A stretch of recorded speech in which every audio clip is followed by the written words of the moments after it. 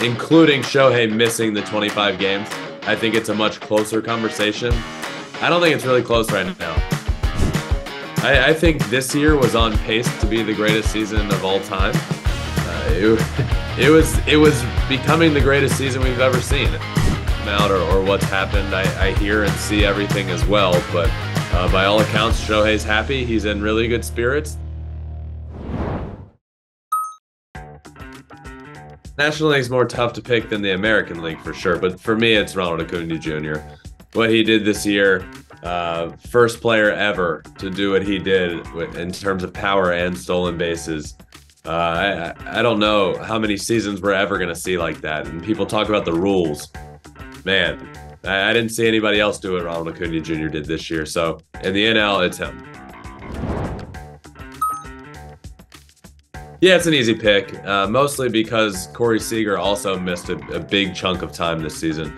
If Corey Seager put up the numbers he put up this season over the course of 162 games or close to it, I think he, including Shohei missing the 25 games, I think it's a much closer conversation.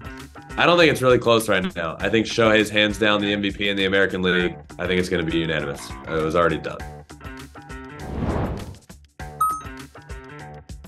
2021 was the first one he ever did what he's, over the course of a full season, able to do what he's doing. I think this year was on pace to be the greatest season of all time. Unfortunately, it wasn't a full season. He missed the last 25 games, but to me, the most impressive season was this one. Hitting over 300, an OPS of 1,000, an ERA in the threes. I mean, it was becoming the greatest season we've ever seen, and unfortunately, he had to deal with an injury down the stretch. Yeah, definitely would have hit 50, and 60 would have been tough, but definitely could have gotten to 50. Yeah, I mean, I don't want to expect more than 300 and an OPS of 1,000 from him. That's all time. That's one of the best offensive seasons in baseball. If he's able to do that again, that's great.